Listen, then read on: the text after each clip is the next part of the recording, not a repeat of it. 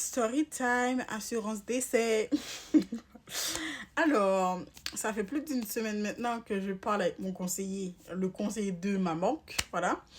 Et c'était pour un truc de mutuelle. Donc, je lui ai dit au final que ça ne m'intéressait pas, que ça ne me convenait pas. Parce qu'il n'y avait pas les options qui m'intéressaient vraiment.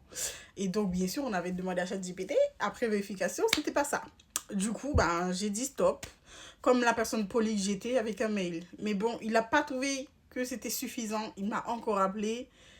Je l'ai convaincu. Il a laissé tomber. Au final, il m'a parlé d'un truc d'assurance décès. Ben, je lui ai dit, ouais, ce serait bien. Peut-être que, voilà, quand je vais mourir et tout, je laisserai ça à mon mari. Je laisserai, voilà.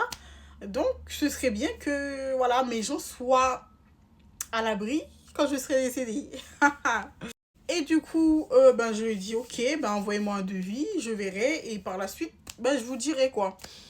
Et donc, ben, il m'a laissé le temps de réfléchir. Et aujourd'hui, il m'a appelé. Donc, quand il m'a appelé, j'étais au travail. J'ai pas pu répondre.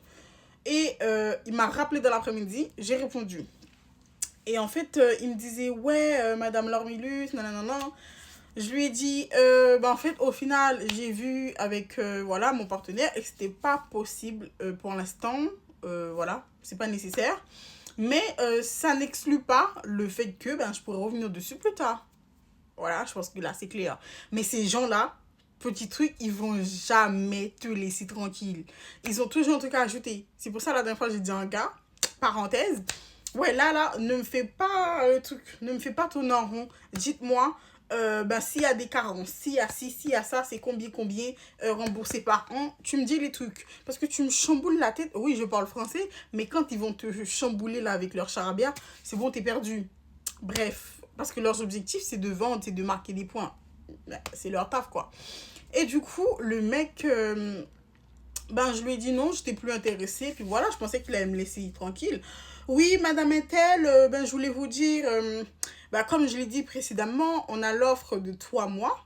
En plus, ce serait bien que, voilà, j'ai dit, ben non, pour l'instant, c'est pas nécessaire. Je ne prends pas. Voilà, je me suis bien répétée.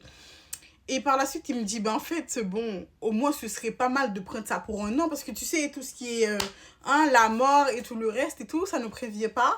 On sait jamais. J'ai dit, oh, Mister, c'est quoi le bail en fait?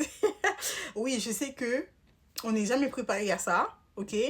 On ne sait pas quand on va venir au monde, on ne sait pas quand on va mourir, c'est pas à nous de décider. Mais Mister, je suis dans ma vingtaine, oui. Ça aussi, c'est pas une question d'âge, mais bref. Je sais pas, il est en train de me maudire ou quoi là? Et en plus, c'est quoi l'objectif de prendre un truc pendant un an, sachant que ouais, je risque d'arrêter après. Tu vas pas me dire, ouais, prends-le juste au moins pour un an et tu verras. Genre là, d'ici un an, je vais mourir. Je dis, mais qu'est-ce qu'il me sort? Je sais que vous voulez faire de l'argent, ok? Mais s'il vous plaît, arrêtez de maudire les gens, arrêtez de prédire ces genres de choses. Mais sur le coup, j'ai pas réalisé. Hein. C'est après avoir accroché avec lui parce qu'il fallait que j'aille reprendre le travail. Et j'ai dit, mais Mister Z là, qu'est-ce que tu es en train de faire? C'est pas possible. Genre, mais prends-le au moins pendant un an. Mais toi là, tu veux pousser quelqu'un à me crank pour cette assurance d'essai? Et en un an, il ou elle n'aurait pas eu beaucoup, hein.